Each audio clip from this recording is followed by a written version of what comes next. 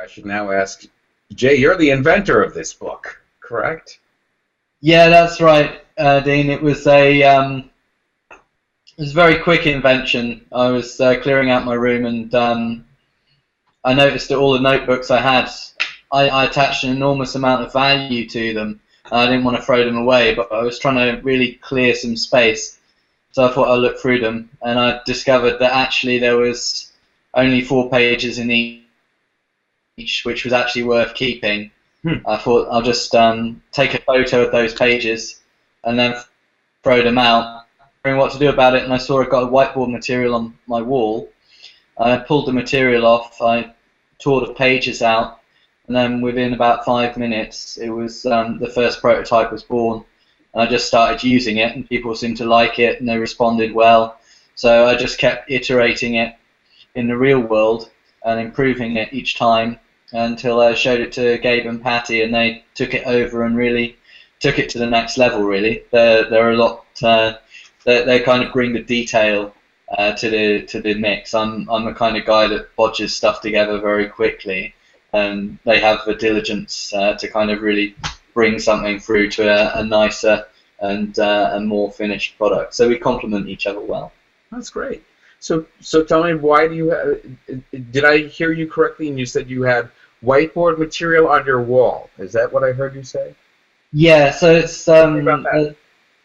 So that was from another manufacturer. It's called Statis, and it's like just a very thin material, very thin static material. Mm-hmm. So and it doesn't kind of, you can use it maybe 5 or 6 times, and then it ghosts, and you have to throw it away. But as an early prototype, it was perfect for what we needed. So I just took that off and put it in the book. I mean, it didn't have this kind of smooth surface that we now have. You know, it was all wrinkly and crinkly, and it was very much a kind of a ghetto kind of style prototype. But it did the job, and it served me well, and I found that it really helped to have it around. To use it, and people were responding really well even to that basic prototype. So I decided it was worth to develop further. So then we got some other plastics, and we slowly worked through it until we got the material that we've got now.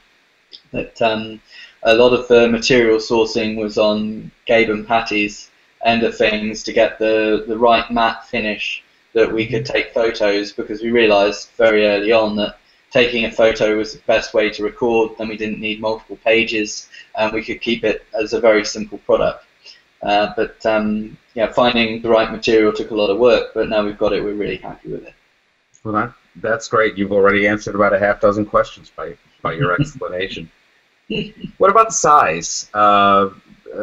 Gabriel, can you hold either one of you who has a book in hand. I see that the Kickstarter actually has 2 sizes, and these are basically they're based on the sort of metric standard you find more in Europe rather than the U.S. But right. I don't know if you have 2 with you, but you can at least the one that you had in your hand. Which size is that? So this is the Betabook. It's just what we call the Betabook, and this is a functional prototype. We've been road testing this pretty roughly in Berlin, using it a lot, showing it around a lot. Whoops, there goes the marker. Yep. It opens up to reveal a cloth and a marker. And of course, this message here I just drew for this interview, so I can take it off. And it's all gone. So that's just the Betabook. And the Betabook is designed to hold the pen and the eraser cloth inside of it perfectly. It's really nice how that works. A pro tip is actually that you can actually put 2 in there. There's enough room in the slope of the spine coming down to actually fit 2 markers inside. Then with the Betabook Pro, we're talking about a surface which is twice as big, so it doesn't even fit in this frame. I have to zoom out. Very good. And that opens to twice the A4 European paper standard, which is also known as A3. And there you have the Betabook Pro, nice and big. Double size eraser so that you can erase longer before you have to clean the eraser. And as you can see, you can stow 2 markers in there. But again, there is room inside for up to 4. Because the slope of the book is such that when it's closed, those extra 2 markers can be put, again, in the spine in there. So those are the 2 sizes that we've got available right now. For people in North America who are not familiar with A4 and A3, A4 is roughly 8.5 by 11. It's a little narrower and a little taller. Right. And so then A3 is just twice that size. Also, the small standard Betabook, it actually holds an iPad mini quite nicely. And I discovered from a friend, if you just put an elastic band around the back of the iPad, it just creates enough friction to hold it firmly in place as well. It's it's a very simple hack, and obviously it's not intended to be designed to be used that way, but I find it works quite nicely as a little additional benefit of the size, that you can just wrap it around quite nicely. And if people want to improvise and make it that it holds the iPad better, then we encourage them to do so. We like people to kind of play with what we do and also add their own design additions to suit their needs. Very, very cool. Very interesting to think of using it that way. I think I would naturally tend to do that on the road. I have to grab all kinds of things and throw them into a bag and get onto a plane and hope that I can stow everything under the seat and all of that. Yeah. So this is just and also again, because you're showing it to me in a flat version, it's really just a single. It opens to a single whiteboard space, right? It's not a collection of pages. That's right. And in fact, I have here something very special, which is a totally pristine factory prototype. And what you can see here is that when you get it, when it's brand new, it is really completely flat. It lies completely flat when it's open. And we also intend to ship our Kickstarter backers their rewards flat, open in the mail. That's actually one reason why our shipping costs are a little bit higher than what some people might calculate independently, because we did some shipping tests earlier this summer with our ambassadors, because we have some ambassadors all over the world that we sent prototypes to, and we found that it was important to ship the Betabook open as opposed to closed in the mail. The other nice thing is that when you receive the Betabook open, then when you close it for the first time and open it, you're going to get this nice spring effect when it pops open. And that's a really satisfying piece of sort of experience design that we've included into the engineering of the Betabook that we want people to experience. Of course, over time, with use, the plastic does have a little bit of memory to it. So this one opens up and it's not completely flat when it first opens. But the nice thing about the spine is it's made of flexible material that allows you to bend it all the way the other direction. And that means that if you hold it in this position for some seconds or maybe a minute, or if you don't feel like holding it, you can always use the elastic band to hold it itself. Then, sure enough, shortly after you do that, once you open it up again, it will lie relatively flat, if not completely flat, on the table. And that was a really important part of refining Jay's prototype into the final design. Was we knew that people wanted to be able to take notes with one hand, and especially if you're on the phone and you're trying to write something down. And the combination of this engineering, that it lies flat and it also has a grippy surface on the spine, so it'll actually sort of hold against the surface that it's sitting on. Those two features are very small details, but I think they make a big difference. Great. It's also the page, the way it's designed, it doesn't have any seams, so you're not going to catch the pen in the middle of the paper. And the reason that we only have one page is because you're using it with a camera to digitize and keep it. And we just wanted to pare down the design to just the simplest design we could possibly create, so that there's no distractions for you when you're using the product. It's just one simple space for you to use. You've got a pen and a wiper cloth, and you can just be alone with your thoughts and your ideas, step away from the computer for a second and really think about what it is that you want to create and make. and then you can pick up your camera or your iPad. You can scan it or take a photo or upload it to your blog or Evernote or whatever. We say it's an open API, actual physical interface. Anybody can use it. It can be used with any application, any hardware application, as long as it's got a camera. You can use the Betabook with it. And this confused a few people to begin with. Some people have asked us where the USB port is, or Okay. or one guy thought it had wireless connectivity. I think we've become so digital that people expect there to be some additional technological magic somewhere in the product. But actually the magic is in the design and making something that's not complicated and something that's simple and easy to use, that everybody can instantly access, instantly know how to use, and instantly work with without any complexity, without any update problems or any of the other issues that you're going to get with the other technologies. Okay. What about and what about the board that's behind the plastic? It's good and tough, or I should be careful not to smush it too hard or get it to crush. Or again, I'm thinking about I'm the guy who's throwing everything into my bag. Right. Well, I can say that one of the things that I do sometimes when I'm out showing people the Betabook is I deliberately drop it from a sufficient height onto the ground so people can see how it performs when it falls down. And I've also tossed it across the room and out the window.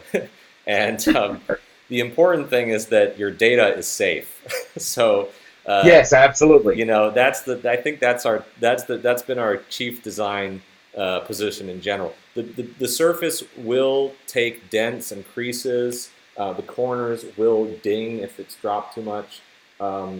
But generally speaking, it's pretty resiliently built.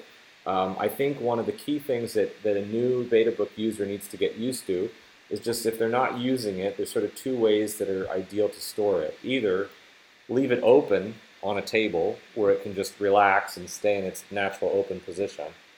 Or if you are traveling, then make sure that you store the marker inside. And in the case of the Betabook Pro, that you store 2 markers inside. And the reason is that in order to have this nice flat and curved surface in here, the spine has to be somewhat flexible and the whole construction has to be pretty flexible. So when the marker is stored inside, it provides it with some real extra stability and rigidity. The whole body of the structure is much stronger with the marker inside.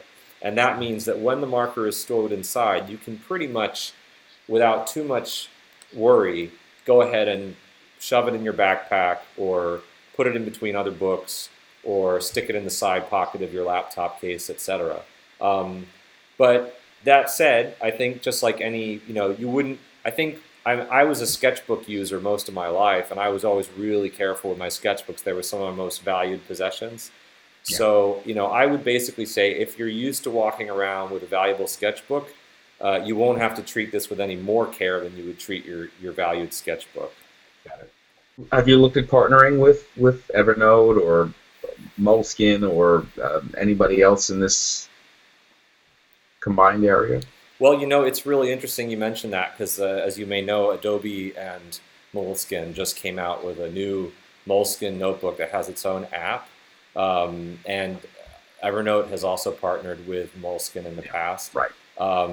We've watched those collaborations because, we've been developing this for the last 2.5 years. So we've seen those collaborations kind of come into the market, seen how people have reacted. And actually, I was reading an article on Fast Company about a week ago just about this new collaboration between Moleskine and Adobe. And the author was making the point that, it's like the holy grail of analog technology and screen-based technology to try to find a way that preserves handwriting and at the same time gets it into your computer real fast. And he was taking note of the fact that Adobe had even chosen to go with a data transfer process that involved taking a photo. And I think it's obvious because that we all have these cameras in our pockets, and it's a great thing that companies and entrepreneurs can sort of base their business model on, is to know that people are going to have this camera all the time. I mean, we'd love to talk with people at Evernote and Adobe. I think if they're interested to talk to us, we'd be happy to have a conversation to see what's possible.